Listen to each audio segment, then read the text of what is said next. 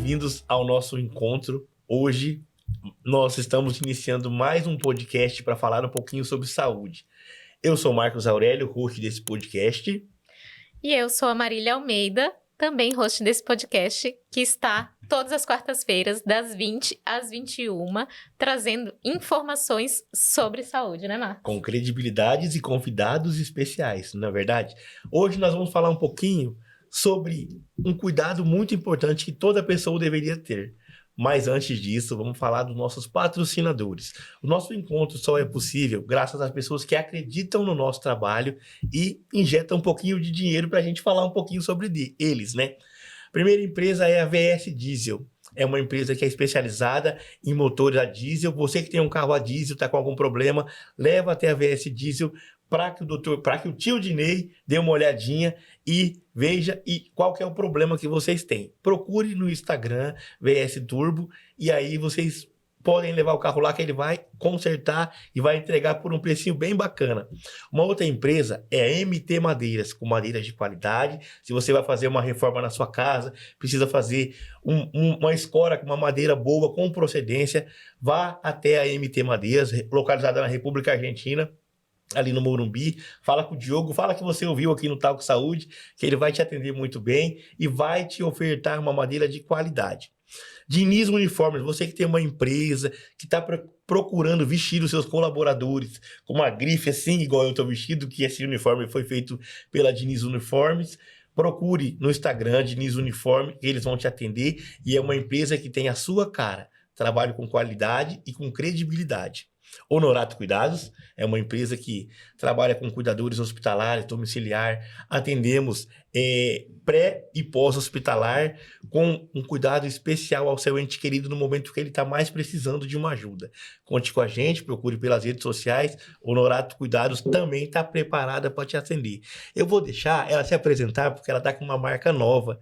Eu gostaria que você falasse quem é a consultora de amamentação que fala e faz um trabalho com a Honorato Cuidados. Marília Almeida, sou eu, sou consultora em amamentação e trabalho na clínica Honoratos.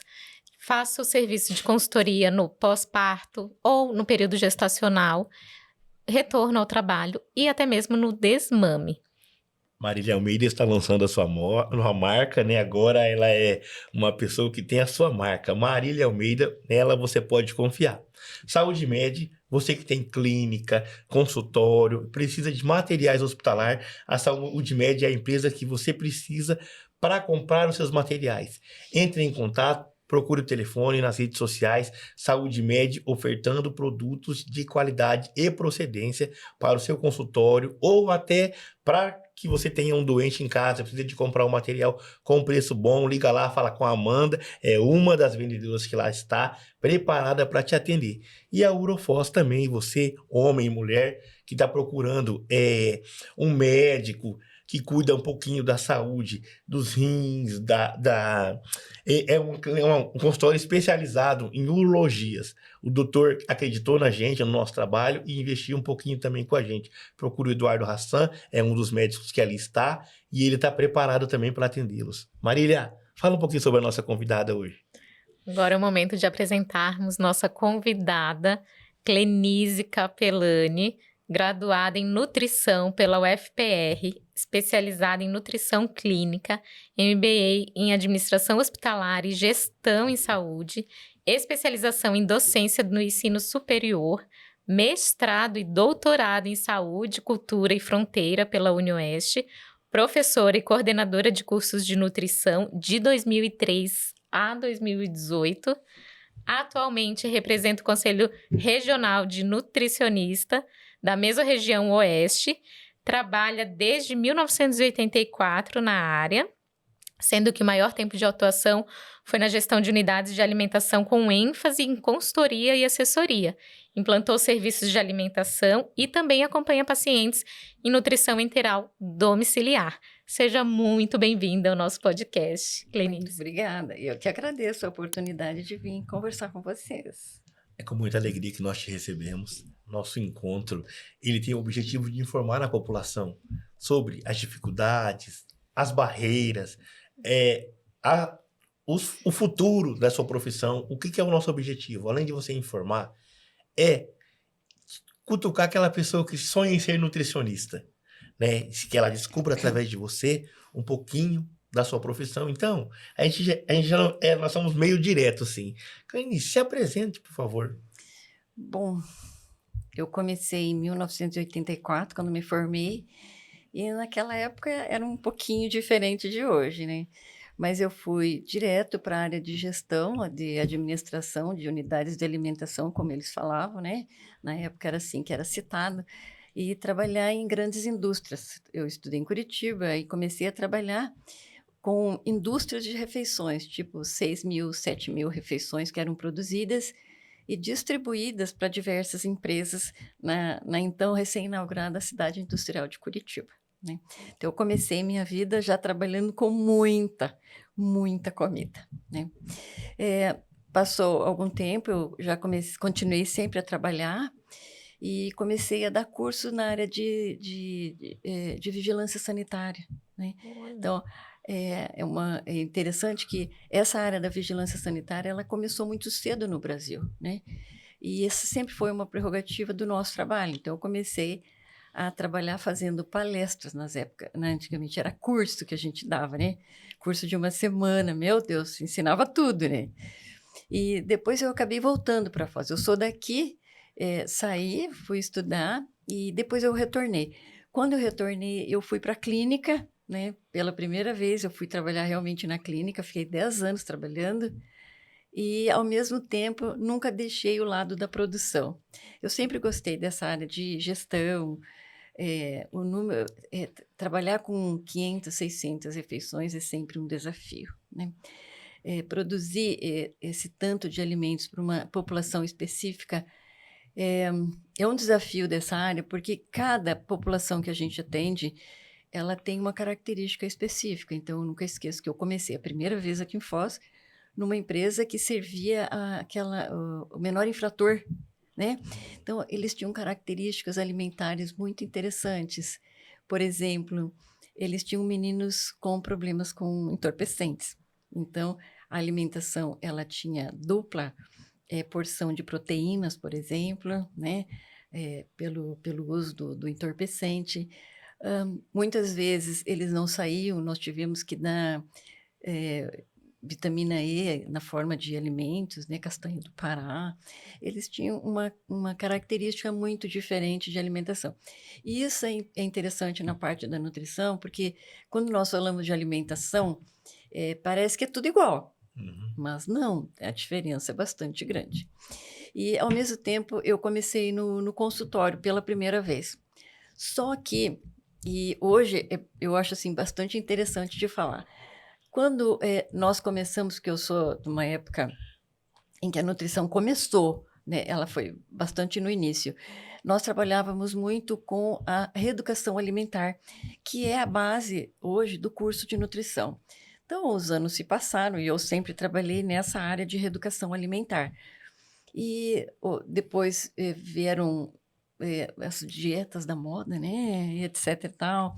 E aí apareceu essa vida online, né, que permitiu que nós começássemos a trabalhar também online. Hoje, o Conselho Federal ele já determina a possibilidade de atuação online na reeducação alimentar. Então, como a gente percebe que esses ciclos eles retornam, porque nós não temos condições de fazer um paciente virtual, por exemplo, avaliação física. Então, essa avaliação ela ainda tem que ser feita presencial, né? É uma determinação do conselho. Mas nós sabemos que o melhor aproveitamento, a melhor coisa é a conversa e a mudança do hábito alimentar. E a mudança, ela não passa por uma dieta, ela passa por uma reeducação alimentar. Então, eu passei por todo esse processo, né? São 38 anos de formado, 39 já quase, né? Já fez 39 agora. Eu passei por bastante fases e depois entrei na docência, que me apaixonei pela docência. Eu achei que foi algo espetacular. Gostei muito. Trazer a profissão para um jovem que não tem noção do que ele vai trabalhar lá dentro e o resto da vida dele é algo fantástico, né? Porque a gente tem a vontade de fazer alguma coisa na área e não sabe. E a nutrição, ela vamos lembrar que nutrição a gente vive do alimento, Uhum. né? Ele nasceu com o ser humano. As áreas hoje da nutrição, elas são muito amplas, então não se consegue mais ter um profissional que seja capacitado em várias áreas. Não, hoje a área mudou, né? A nutrição clínica, a nutrição esportiva.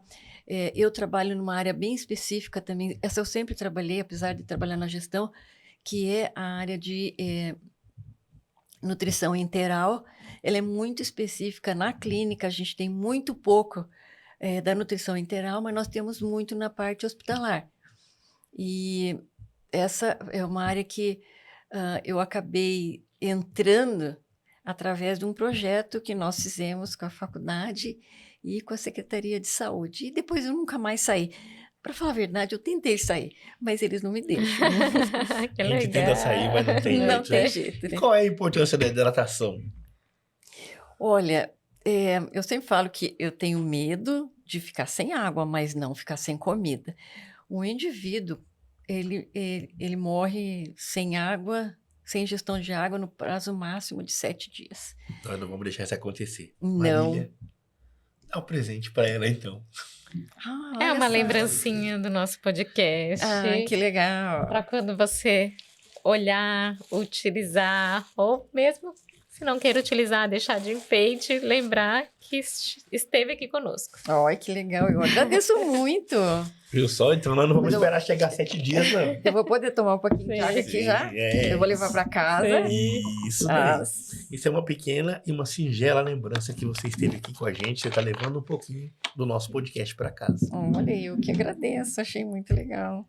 E assim, então, pra gente, você resumiu muito bem tudo isso. Agora eu gostaria que você dissesse pra gente como que você escolheu essa profissão. Ó, eu vou ser sincera. Quando eu fui fazer vestibular, eu tenho um irmão gêmeo. Ele sempre quis medicina e eu não sabia o que fazer. Mas eu gostava muito de comida, de alimentação. Eu sempre fui curiosa nessa parte, assim, né? E daí nós fomos fazer vestibular e tinha um curso novo na Federal, né? E eu olhei nutrição, eu falei, meu Deus, deve ser alguma coisa com comida, né? Com alimentação. Eu vou fazer isso daqui. E fiz. Só que passei. No primeiro dia de aula, tinha anatomia. Daí eu pensei, meu Deus do céu, olha onde que eu fui parar. A segunda foi bioquímica, que era mais difícil ainda. Fisiologia, patologia, eu falei, nossa, olha onde eu fui cair. Eu caí quase na área dele, né? E era algo que eu não gostava muito. Mas a nutrição, ela tem toda a base da área da saúde, assim como a enfermagem, como todas as outras áreas da saúde, mas ela tem vários direcionamentos. E na época, o segundo direcionamento era a parte de administração em serviço de alimentação que a gente falava na época. Então, eram 2 áreas, a clínica, 3 na verdade, a clínica, a nutrição social, que hoje ela é bastante grande também, e a nutrição institucional, que a gente chama, né? E aí, no começo, eu achei meio difícil, né? Não gostava muito da anatomia, eu nunca gostei. O resto, eu gostei. Mas a anatomia, eu tinha muita pena, né? Achava muito difícil. Mas acabei me encontrando e comecei a fazer estágio no 2º ano da faculdade e me formei e comecei a trabalhar e nunca mais parei. Que legal. Muito Tá bem. vendo? E uma outra pergunta, assim, nós estávamos conversando antes da gente começar, durante toda a sua trajetória, houve um momento assim que você pensou, não é pra mim? Ou sempre você foi firme? Tiveram vários momentos, porque eu trabalhei em hospital também, né? Eu trabalhei bastante tempo em hospital e começou com o meu primeiro estágio de nutrição clínica, né? O meu primeiro paciente a ser atendido em nutrição clínica era um paciente com câncer de esôfago. E na época o tratamento era diferente, estava tudo aberto. Eles não tinham feito nada ainda. O paciente, ele se alimentava por gastrostomia, né? E ele olhou para mim e falou assim que ele tinha desejo de comer Bolo. Mas como que alguém come bolo se isso aqui não existe mais, né? Ele queria sentir o prazer de estar colocando um bolo na boca. Eu levei o bolo, né? Mas eu confesso que eu não tive coragem de ficar e assistir ele comer. Então, esse foi o primeiro momento muito difícil da minha carreira de nutricionista, né? Eu não estava nem formada ainda. Mais tarde, houveram outros fatores assim muito importantes também. Um outro que me deixou muito impressionada, na verdade foi impressionada, foi o primeiro levantamento brasileiro de inquérito de levantamento de estado nutricional de crianças. Eu participei, então, na época, o Ministério da Saúde, ele pediu para que todos os alunos das áreas de saúde e que não tinham todos os cursos ainda participassem, porque o levantamento era abrangente, era a nível nacional. E nos colocaram numa favela, né? Então, 7h da manhã nós chegávamos e tínhamos que atender. Um frio. A sala não tinha aquecimento e tinha que pesar e medir crianças, incluindo bebês. Nossa, tinha que tirar a roupa, porque o parâmetro de avaliação dizia que precisava tirar a roupa daquela criança, deixar só com a fralda, colocar na balança, né? Os primeiros foi difícil e demorou, mas depois foi pegando prática. Nós pegamos prática, né? De pegar, tirar, correndo a roupa da criança, pesa, coloca a roupa e vamos embora, né? Então, foi muito difícil, porque foi a primeira vez que eu tive contato com toda essa miséria. Porque naquela época a miséria era diferente daquela que nós vemos hoje, sabe? Bem diferente. Hoje é uma miséria quase que já é mais evoluída, né? Ela não é aquela miséria que a gente via antigamente, de pobreza, de magreza. A magreza infantil era muito grande. Hoje o que nós vemos é um pouco diferente, né? Nós vemos desnutrição diferente. E a desnutrição nós podemos ver ela tanto numa criança magra quanto numa criança com excesso de peso, né? Mas esse foi outro caso bem que me deixou assim triste, né? Porque a gente vê uma realidade que a maior parte dos cursos ou outras áreas que não são da saúde não vê isso, né? Teve um outro fato que foi muito chocante também, que eu trabalhava na Santa Casa e as enfermeiras, elas eram danadinhas às vezes, né? Eu não gosto de enfermeira. Não gosto? Não sei por quê. Tem umas que é meio metida, umas que tem. Brava. E tem umas que fazem sacanagem. Então, isso. Eu tava saindo, já tinha dado meu horário, a enfermeira olhou para mim e falou assim, Clenise, chegou uma criança do Paraguai, será que você pode ir lá avaliar essa criança para mim? Tudo bem. Né? Voltei para minha sala, coloquei o jaleco e lá fui eu. Quando eu cheguei, a criança estava sentada na mesa, na cama, e a perna da criança, nossa, tinha bicho para tudo que era lado naquela perna, era uma criança. Meu Deus, eu olhei, eu entrei e saí. E fui lá. Por que você fez isso comigo? Ela, era só para você ver aquilo que a gente vê todo dia aqui. Bem assim ela fez comigo, né? Falei, que danada. Fui. Falei, então faz o seguinte, amanhã você me chama, porque eu não vou mexer naquilo ali. Aquilo não é minha função. Você já fez o que tinha que fazer, amanhã você me chama, eu vou lá, pego aquela ferida limpa, avalio, faço tudo o que você quiser, mas hoje eu vou embora.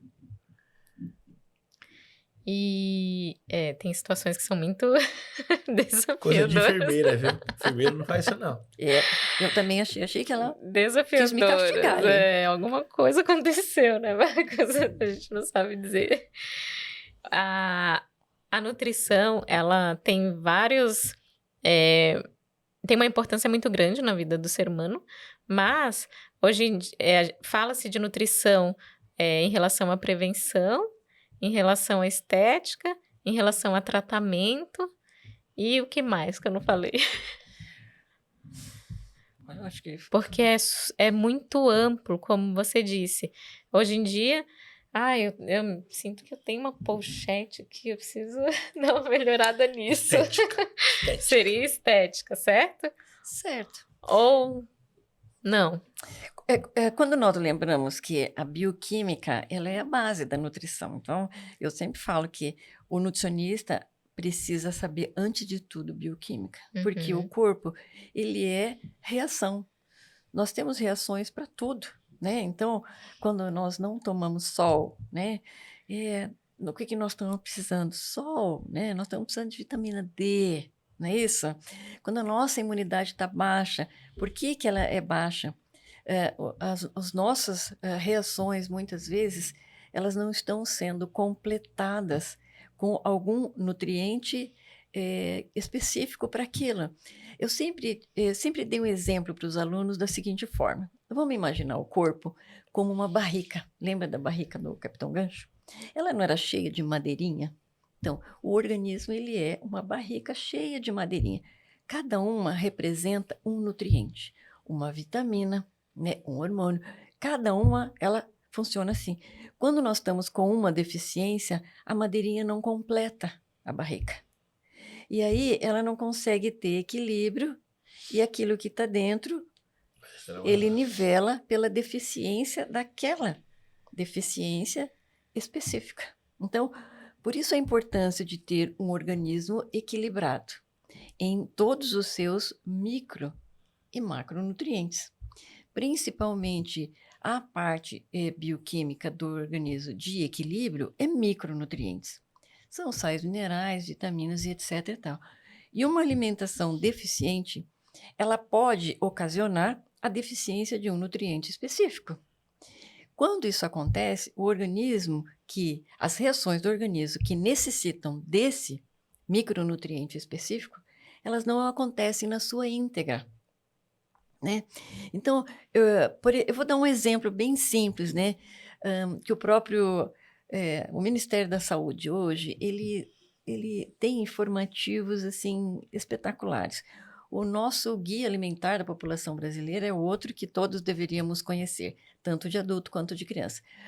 Mas alguns outros informativos, eu vou dar um exemplo, né?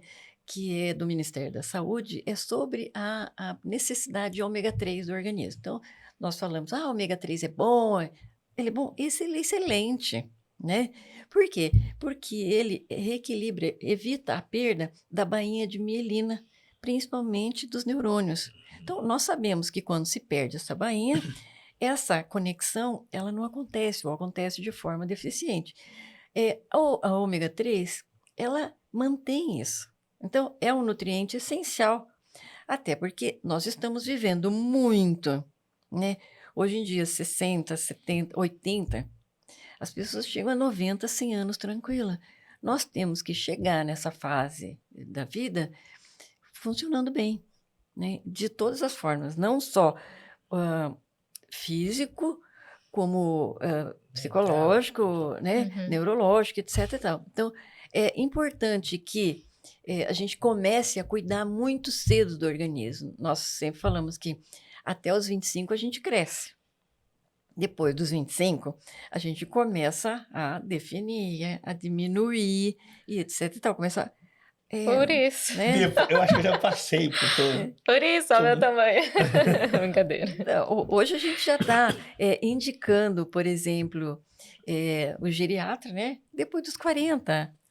Eu sempre falo, Que coisa, não? Nós precisamos ir cedo, né? Não só para o geriatra, mas para o nutricionista, claro. O próprio nutrólogo. Nós precisamos hoje começar a frequentar um médico para avaliar não só estrutura e etc., mas para avaliar aquilo que é necessário para manter o nosso funcionamento até que a gente tenha 60, 70, 80, 90 para estar anos. bem, né? A gente... há um tempo atrás era diferente as formas de se alimentar. Hoje nós precisamos muito procuramos, desculpa, fast food, embutidos, enlatados, e é uma alimentação que ela não é correta, né? E hoje, o que acontece? Eu digo que escola deveria ter um nutricionista desde a infância, para que quando você chegasse na juventude, na fase adulta, não tivesse tantos problemas que tem hoje. Hoje nós temos uma população que ela é doente, né? É fisicamente doente. O sobrepeso está aí nas crianças Se você for numa escola municipal hoje, uma grande parte da população daquela escola, ela é desnutrida ou ela é subnutrida. Isso é uma falha. E a que a senhora atribui isso? Ah, ontem eu participei de uma banca de qualificação de mestrado sobre sobre esse assunto, né? O meu doutorado também foi sobre diagnóstico de crianças de 0 a 6 anos. Então, eu vou te falar o seguinte. Em 1946, nós tivemos um pediatra chamado Josué de Castro. E ele não entendia por que as crianças eram tão magras, né? Tão desnutridas. E ele começou a estudar e ele escreveu um livro chamado Geografia da Fome. Esse livro é um livro de cabeceira do nutricionista. Entrou na faculdade, a gente orienta que ele leia. Por quê? Porque ele descobriu que a fome, ela não era um problema alimentar, era um problema político, econômico, geográfico, certo? Então, ele escreveu o livro Geografia da Fome. Esse mesmo pediatra acabou tendo que morar no exterior, né? O que ele fez? Resolveu estudar a geopolítica de onde ele estava. E ele descobriu que isso acontecia a nível mundial. E ele escreveu um segundo livro chamado Geopolítica da Fome, né? Então, Geografia da Fome, Geopolítica da Fome. 75 anos se passaram. A geografia, a geopolítica da fome, ela se mantém. Então, o problema alimentar, ele não é só alimentação. Ele é um problema político. Eu vou dar um outro exemplo que eu acho que é muito importante. O estado do Paraná tem uma lei, a lei da cantina saudável. Olha só, você sabia disso? Então, Então. as cantinas infantis, hoje, das escolas, elas não podem ter salgados, nada que... Chips, refrigerante. Isso mesmo, não pode ter. Nem suco de pacote não pode mais. É Que só natural legal. ou E é água. lei. Só o Paraná? No Paraná. O Paraná tem isso. Foi isso que eu descobri. Eu achava que era todo lugar. Que Ontem legal. descobri que não. Legal. Então, para vocês terem uma ideia que... Vamos divulgar. hein? Nosso podcast agora está informando. Tá vendo? Esse é o Poxa. propósito. Em função disso, nós aqui em Foz do Iguaçu temos nutricionista em quase todas as escolas. As Isso grandes que eu ia te perguntar. tem, as grandes que servem alimentação, almoço, todas elas contam com nutricionista. Uhum. As escolas municipais, nós sabemos, né, que é o FNDE que determina. Hoje nós temos 12, eu acredito que 12, se não aumentou, são 12 nutricionistas para cuidar de toda a alimentação infantil dos centros municipais de ensino, né? Então, hoje nós temos uma situação muito boa em relação ao passado. Então, Muito boa. de famílias que às vezes não têm condições de ter o alimento, de ter aquele almoço, e que na E a escola, escola vem como primeira na necessidade, né? escola, isso mesmo. E Na é escola muito boa aquela consegue, comida sim. deles. É muito Nossa. boa. Eu cansei de fazer trabalho em escolas, né? Tanto até no período noturno, nós fizemos trabalhos e os alunos sempre falavam, mas é muito boa aquela comida. Eles elogiam. E é importante a gente... Aham. São informações que nem todo mundo sabe. A gente, vou mandar meu filho para a escola, ou aquelas crianças que estudam integral, a gente fica com aquela preocupação. Será que tá comendo bem? Tá comendo certo? E agora sabemos que é lei no Paraná, então é uma informação que ela é relevante para a população. Também. E, assim, outro elemento importante das escolas municipais é que muitas vezes sobra comida que é enviada, a escola, ela direciona para os próprios alunos. Eles levam para casa, para não sobrar nada. Porque, assim, é feito por média. Então, todo o controle alimentar, o cardápio, as quantidades que são, em geral, são quantidades médias. Mas tem que lembrar que tem escola que tem mais, que vai menos, depende da época, etc e tal. Então, muitas vezes, acaba sobrando alimento daquele dia. Eles Sim. mandam para casa. A minha filha estuda em escola municipal. E às vezes na hora da saída ela sai uma banana, uma laranja. Aham. Porque eles colocam na saída para o aluno pegar e sair comendo ou levar para casa. Isso mesmo. Isso mesmo. Então, hoje nós temos uma situação, a nível de Brasil, não posso te falar, tá? Eu sei que ontem, na banca que eu participei, era eu do Paraná, tinha um professor do Rio de Janeiro e um do Espírito Santo. os dois não falaram que lá não acontece isso. Eu falei, nossa, nós somos privilegiados no Paraná Sim. e De nós tudo, temos... eu acho que o Paraná ele é um estado muito abençoado. No sentido, É. ainda falta muito, né? Ainda precisamos muito. A nível Brasil, tem muitas coisas que no Paraná acontecem que não tem, ou não acontecem em outros estados, né? E vem acontecendo, vem tendo transformações, mas é importante a gente saber que, por exemplo, essa é uma prática que muitos não sabiam, né? Você sabia? Você tem filho? Eu não sabia. Que é lei. Das cantinas eu não sabia. É. Não sabia mesmo. Mas Minha filha come a comida da escola, não da cantina. Lá em E é casa, mui- meu filho não come. Chega na escola, nossa, ele come tão bem. e a maioria aprende a comer direitinho na escola, Sim. né? A minha menina não comia melancia em casa, de jeito nenhum. Falava, experimenta. Não, não quero. Ela come outras frutas, melancia não. Aí outro dia ela chegou e falou, comia melancia na escola. Falei, É parabéns. o jeito que eles cortam. Aí ela falou, só pode. Daí ela falou assim, é porque tem as colegas, é outro ambiente. Então você vê sua coleguinha comendo, você come. Enfim, alguma coisa despertou a curiosidade e ela resolveu experimentar e gostou.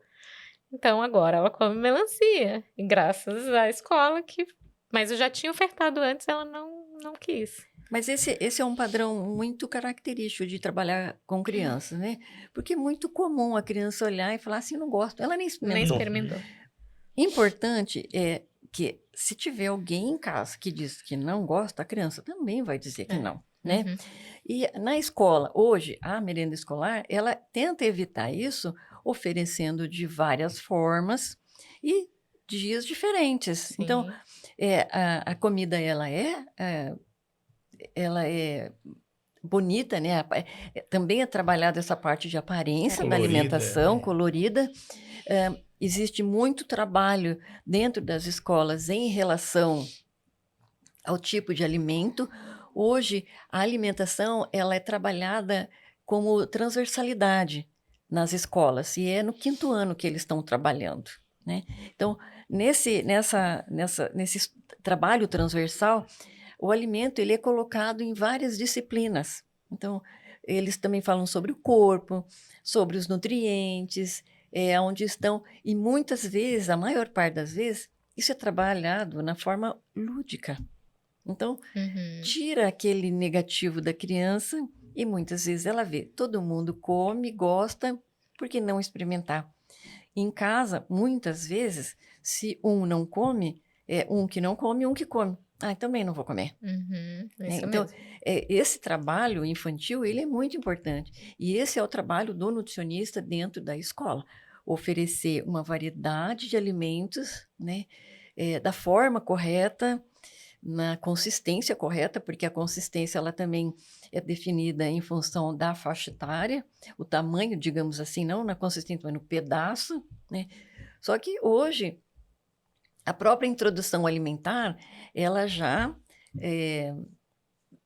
procura dar para a criança, por exemplo, o alimento, né, para ela segurar, para ela tentar morder e trabalhar com ela no prato alimentos separados. Hoje não é que nem papinha, tudo misturado. Não se faz mais isso, né? Isso já passou. Mas assim, o trabalho hoje é do alimento com a criança. Ela pega na mão. Ela tem que pegar. Usa garfo. Não, criança pode comer com a mão. Né? Porque a Não é a hora ainda, consistência, né? é o experimentar, é o conhecer o alimento. Então, esse é um trabalho da alimentação infantil. E ele é muito específico. Hoje nós temos uma área da nutrição que só trabalha com alimentação infantil. Então, desde a introdução alimentar até o segmento, né? Nós temos nutricionista especialista em introdução alimentar e sequência de alimentação infantil. Que legal. Tem uma coisa que mudando um pouco o foco, que eu fico me perguntando se não poderia ser diferente. Você vai concordar comigo. Nós que trabalhamos tempo no hospital, você tem experiência hospitalar também, né, Clenise? Quem já ficou hospitalizado sabe o quanto é ruim, muitas vezes você perde o apetite, você não gosta do cheiro da comida, enfim. E será que a apresentação, falando de apresentação do prato, não poderia ser mais convidativa no ambiente hospitalar, porque é tudo muito igual.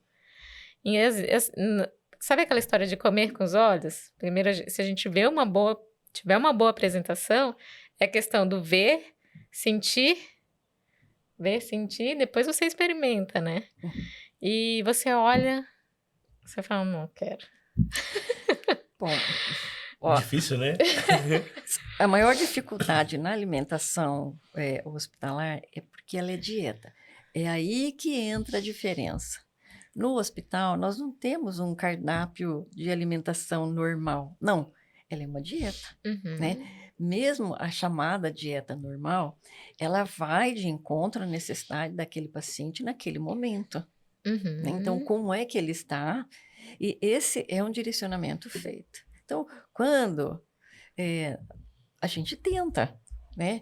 Mas não é todos os alimentos que se pode usar, não são todos os temperos.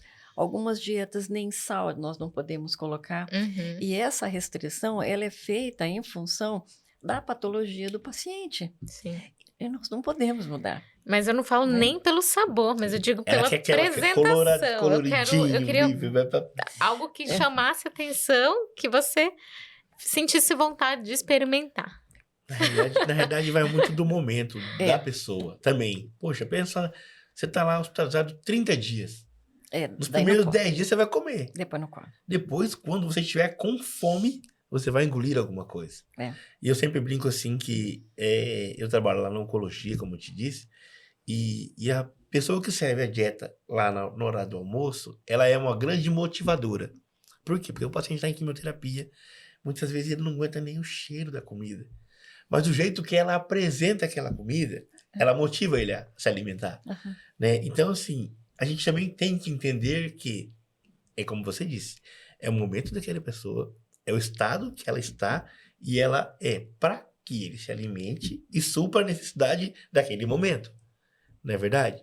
Agora, o que eu não consigo, na verdade não é que eu não consigo, eu até entendo, mas, e eu também entendo essa pergunta, por conta de que é muito, todo dia você olha o prato, todo dia, do mesmo jeito, mas é prescrito por alguém, né? E é feito para a pessoa. Sim. Então a gente tem que entender.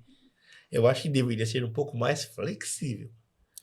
Na verdade, o meu questionamento não é em relação à prescrição da dieta, em relação ao paciente. A apresentação. É a apresentação do prato. Mas a gente sabe que depende do tamanho do hospital, depende da demanda, depende da quantidade de funcionários, depende de N fatores para que as coisas possam acontecer dessa forma. Uma coisa importante é, por exemplo, eu fui para o hospital com a minha sogra. Nossa, veio a mesma janta para nós, né? Eu comi tudo. E ela, isso é coisa ruim. Eu falei, eu não sei, para mim estava bom. Mas eu não ficava todo dia, né?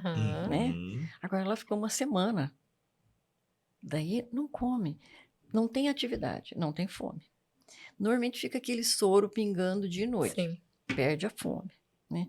Louca para ir para casa. Parede de um lado e do outro, pessoa falando, desrespeita. O mal enfermeiro entra, abre a porta, bate a porta, liga a luz. Imagine a condição de estresse que gera. Então a gente tem que entender. Não come. Eu sempre penso assim, eu aprendi isso hoje trabalhando, que quando eu vejo uma coisa que eu não gosto, ou que eu acho que eu não gosto, eu vou provar.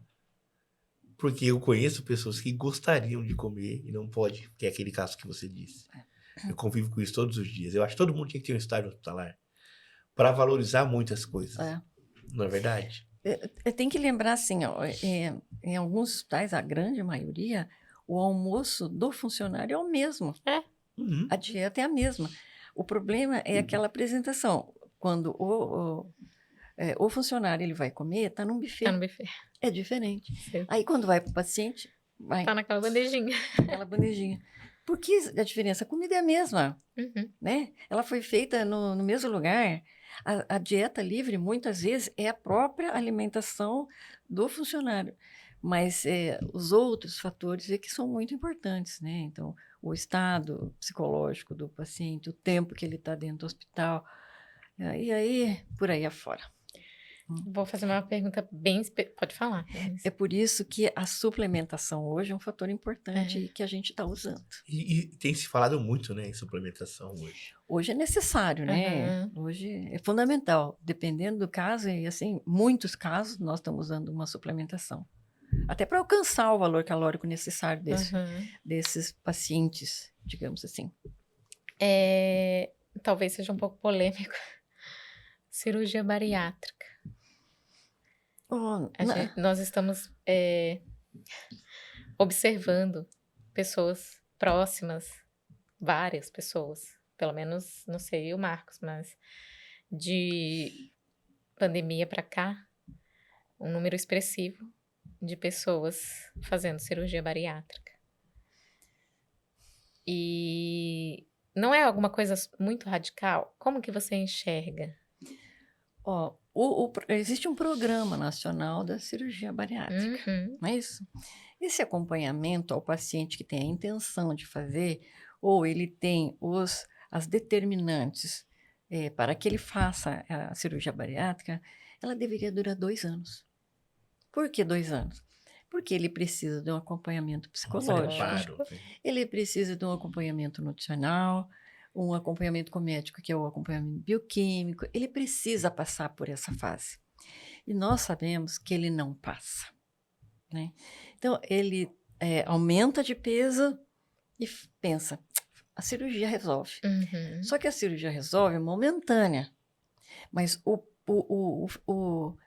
correr dos tempos, a manutenção do organismo, à medida que o tempo passa, se torna um peso. Tem muitas pessoas que não têm problema nenhum. Quem faz a cirurgia de acordo com o modelo do sistema, dificilmente sai super bem. Por quê? Porque ele tinha uma obesidade que não iria funcionar só com dieta. A dieta funciona até um limite, até 38, 39, um IMC, 40. Mas o que nós vemos hoje é que IMC de 40, muitas pessoas estão fazendo e não tem nenhum problema dentro do organismo, né? Tem inatividade, tem um tipo de trabalho, é uma alimentação irregular. Isso significa que depois da cirurgia, ele vai manter isso, né? E por isso que o reganho de peso é muito alto em cirurgia bariátrica. Eu não sou contra, porque ela existe como uma solução de um problema para pacientes que realmente necessitam, né? Agora, fazer cirurgia bariátrica como forma de emagrecer, daí... O que me preocupa é o estado nutricional pós-bariátrica. Na realidade, assim, ó, lá no consultório eu acompanho algumas pessoas e eu percebo que a cirurgia bariátrica fez a parte dela, mas o restante do sistema não, que é culpa muito da pessoa. Porque ela fez a cirurgia, ela queria fazer... A maioria queria emagrecer. Porém, como você disse, não teve um preparo psicológico, né? Um preparo nutricional. E depois surgiram outros problemas. Vou dar um exemplo. Se a gente citar o problema que vem pós-cirurgia bariátrica, depressão, alcoolismo. Por quê? Porque não houve um preparo psicológico, não houve um preparo nutricional. E a gente tem acompanhado bastante. E eu não tenho dúvida que você vai ter que voltar aqui para conversar com a gente a respeito sobre isso depois, pontual, assim, ó.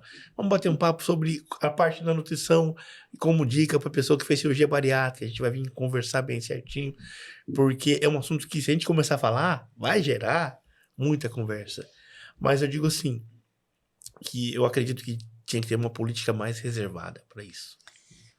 Porque para não ser tão agressivo. O programa existe, né? Mas eu tenho uma amiga que trabalha só com bariátrica, né? E o maior problema que ela recebe de pacientes no consultório depois é que o paciente ele não continua o acompanhamento Que deveria. Polivitamínico que é ofertado, os exames que ele tem que fazer com frequência para verificar o que está normal e o que está deficiente e cobrir essa deficiência. Então, não é um problema só do antes, é um problema do antes e do depois. né? Porque o paciente emagrece e daí vai no médico, o médico faz o acompanhamento da diminuição de peso, faz acompanhamento bioquímico e tal, e manda ele de volta para o nutricionista. Vai que agora o problema é seu. Mas não é bem assim que acontece. Então, isso não é só com cirurgia bariátrica, nós sabemos disso, né? Hoje, a cirurgia estética, ela também vem para cobrir uma falha, digamos assim, do paciente se cuidar, fazer atividade física, ter uma alimentação mais equilibrada e etc e tal, né? Então, esse também é outro ponto que a gente não pode culpar o paciente, porque ele fez uma parte, mas não fez completo. E nós sabemos que quando se trata de doença, o tratamento ele é multidisciplinar. O primeiro contato é o médico que vai descobrir qual que é o problema. Só que hoje, o SUS, o médico do plano particular, eles estão sobrecarregados de tanto paciente. Ninguém está dando conta disso. O que o médico faz? Ele faz a parte dele e fala, você precisa de um fisioterapeuta, você precisa de um especialista, de um fono, de um nutricionista, de uma academia, né? Ele fala isso. E o paciente, ele é muito assim, ele vai até a hora que ele achar que tá bom, né? Porque é fácil tomar remédio, né? Tomar remédio, mas assim, o problema se mantém. Então, vira e mexe, o problema retorna, ele volta no médico, o médico dá o mesmo medicamento e pergunta, foi para academia? Não. Né? Tirou o pão, sei lá, qualquer coisa assim. Não. Quer dizer... Quer resultados, mas não quer fazer nada. Quer milagre. E milagre... Perfeito. Não é com o médico, nem conosco. Hoje foi uma aula, né? Podemos dizer que nós tivemos uma aula e, assim, o quão bom é conversar contigo, porque fala com propriedade, sabe o que está dizendo e nós recebemos muitas informações. Eu digo que você vai ser convidado a retornar em breve, né, Marília? Porque eu acho que nosso assunto ele pode se estender para muitos outros ramos. Eu gostaria que você dissesse qual foi a maior transformação que você viu durante toda a sua carreira na área da nutrição? A minha área maior não é a de nutrição clínica, né? Eu fiz porque eu comecei a trabalhar no consultório e acabei tendo que fazer nutrição clínica. Mas, como eu saí da faculdade com a ideia de reeducação alimentar, então eu sempre trabalhei como reeducação alimentar. Mas, então, nessa área... nunca tive, assim, muitas diferenças, porque trabalhava uma sequência de modificações alimentares. Agora, na área da nutrição interal, né, que é nutrição clínica, mas é a nutrição interal, ela é muito interessante, porque nós pegamos... Eu vou falar sobre uma paciente que era um grupo, né? Nós estávamos num grupo, no atendimento, uma criança com Down especial e com dano neurológico. Nossa, aquela foi muito difícil, né? E a gente conseguiu melhorar até a própria fala, a fono conseguiu, mesmo com tráqueo consegue, né? A alimentação a gente conseguiu começar ela a comer, a se alimentar por via oral. E, assim, no final, a criança, ela ficou bonita. Ela ficou bonita. A última foto que eu vi dela estava na praia, estava muito, né? A sensação não de normal, né? cumprido? Porque o dano que ela tinha se manteve.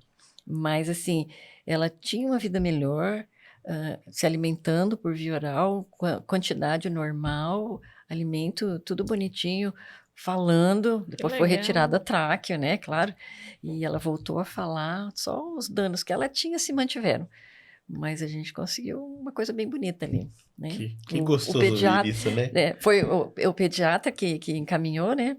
Na verdade, é um grupo que a gente tem, que a gente normalmente trabalha junto, né, é uma fono, uma fisiorrespiratória, e eu, como nutricionista, a gente já trabalhou com muitas crianças assim, né, e o pediatra. Perfeito. Muito bom, hein? E onde nós encontramos como são os seus atendimentos? Onde que você atua hoje? Não, hoje eu estou trabalhando, assim, Em 2018, eu estava cansada. Falei, vou parar de lecionar, porque é a parte mais difícil, eu vou só trabalhar. Mas, na verdade, eu estava fazendo o doutorado. E por causa da pandemia, o meu doutorado acabou levando quase 5 anos. Porque, porque não teve uma entrada no doutorado, né? E daí o MEC fez uma solicitação de dividir as turmas. Então, quem tinha... o projeto era quali-quantitativo, epidemiológico, um cálculo, então eles postergaram 6 meses. Então, ao invés de eu terminar em março, abril, eu acabei terminando em novembro. Então, é por isso que eu digo que eu fiquei quase 5 anos, fiquei 4 anos e meio para fazer. Só que daí só recebi o certificado depois. E aí, quando eu decidi parar de dar aula, eu continuei com a consultoria, isso eu nunca parei. E daí fui terminar o doutorado, já estava mais tranquila. Daí veio a pandemia, falei, nossa senhora, pandemia, né? Eu não vou voltar a trabalhar, já estava aposentada, falei, eu vou ficar em casa. E o meu trabalho, assim como de muitas nutricionistas, acabou indo muito para o lado domiciliar. Então, hoje, o que eu estou mais trabalhando? A parte de nutrição interal eu continuo fazendo, mas eu visito o paciente uma vez a cada 15, 20 dias, faço o cálculo e mando por WhatsApp, por e-mail e telefone, tudo bem. Então, o que eu faço mesmo é a avaliação em loco. É a mesma coisa que eu faço na parte de consultoria. Então, eu vou dar um exemplo. Eu estou fazendo uma consultoria maior, que é a implantação de todo o fluxograma de uma cozinha, né? Então, tem o arquiteto faz toda a planta, e na parte de produção, né, sou eu que vou falando, ó, põe aqui a pia, aqui você põe a mesa, aqui você põe Olha o esqueleto, isso, né? não sei o quê, né? Então, é isso que eu ando fazendo agora, e a parte de informação nutricional, que esse ano, a partir do mês de outubro, mudou a legislação da informação nutricional. Não sei se vocês já perceberam que agora vocês olham algum alimento e tem alto em gordura. Nossa, leite condensado, barra de chocolate. Isso mesmo. Eu não consumo esses produtos, então eu não sei. Isso mesmo. Então, Ai, a lei mudou em 2020 já, mas agora que eles estão cobrando Dá um medo de pegar, eu olho e não quero pegar. Isso mesmo. Então, foi agora, a partir de outubro, então por isso que a gente ficou atolada de serviço. Quem trabalha como eu, estava cheio de serviço. Eu ainda tenho que entregar, até a semana que vem, eu ainda tenho coisa para entregar. Depois acaba, né? Daí eu tiro uma folga. Então, esse trabalho de rótulo, de rotulagem, como a gente fala, ele foi muito grande, mas a gente faz em casa isso, né? Faço por programa, eu faço no programa e depois eu recalculo a mão, porque eu sou da tempo antigo, né? Eu vejo muito erro nos programas, então eu tenho que refazer de novo a mão, né? Tá certo? Isso mesmo. Então, eu faço em casa hoje. Então, o meu contato é o meu e-mail, o meu telefone, mas a minha parte hoje, ela é... E daí, eu vou nas empresas, por exemplo, para fazer... Tem uma empresa que eu trabalho com eles há 10 anos. Então, todo ano eu vou lá, faço o levantamento, o fluxograma deles, ver como é que está, se tem algum tipo de risco de contaminação, né? Verifico, faço análise, faço a palestra, que é obrigatório da vigilância sanitária, e refaço ou faço outros da parte de rotulagem, é isso que eu faço. Daí eu vou na empresa, se não eu faço em casa, daí mando por internet. Que diferente, né? Eu vou falar por mim. Eu tinha aquela visão assim, o nutricionista, ele tá numa mesa, sentado, com o computador do lado, e você tá mostrando um lado que eu não conhecia da nutrição. Né? É gostoso a gente ouvir, como eu já falei, com propriedade, dizendo que, né, eu faço isso, e é como se fosse enfermagem. Hoje a gente estava fazendo uma análise esse dia que são poucos enfermeiros que estão se divulgando, né? Estão saindo daquela caixinha, que é trabalhar no hospital e dando a cara. Olha, eu faço isso, eu faço e eu sei fazer o que eu estou dizendo. E a nutrição também, ela se ramifica, né?